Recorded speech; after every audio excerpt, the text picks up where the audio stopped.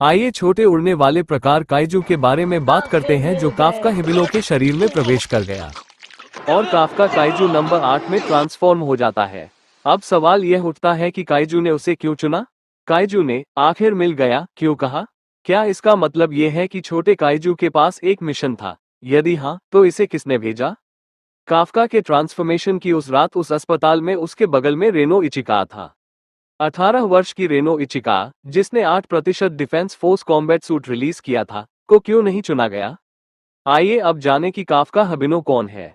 Kafka हबिनो उम्र 32, anti कैजू defence force के तीसरे डिवीजन के कप्तान मीना अशिरो के बचपन के दोस्त भी।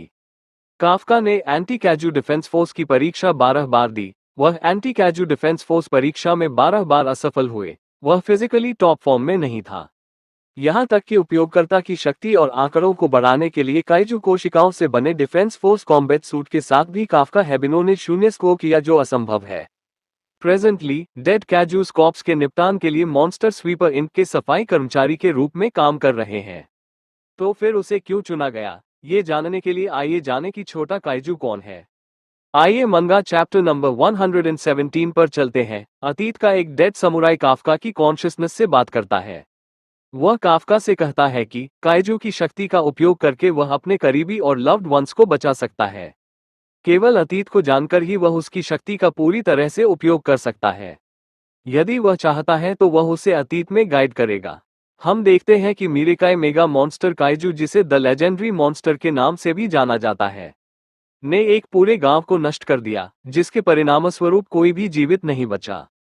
सब मरे हुए समुराई योद्धा मीरेकाई काइजू डेड चाहता था। उनकी असीमित नफरत एक साथ मर्ज हो गई, जिससे उनकी रिजेंटमेंट से मोटिवेट एक छोटे काइजू का जन्म हुआ। योद्धा समुराई काइजू के डेड शरीर के हिस्सों से बने हथियारों और कवच का उपयोग कर रहे थे। काइजू वैज्ञानिक समझ की कमी के कारण सभी हथियार पैरासिटिक थे और यह यूजर से बहुत अधिक लाइफ एनर्जी खा रहा था। स्मॉल काइजू की मुख्य प्रायोरिटी एक सूटेबल होस्ट को ढूंढना और मीरेकाई मेगा मॉन्स्टर काइजू को मिटा देना था।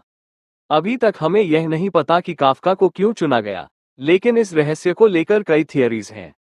थियरी नंबर 1, काइजू काफका हाबिनो के साथ टेलीपैथिक रूप से बात करने में सक्षम था।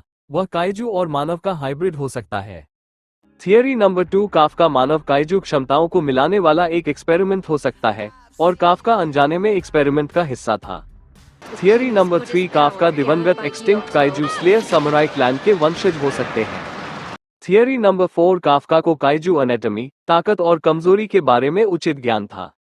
वह अपने प्रियजनों की रक्षा के लिए खुद का बलिदान दे देगा।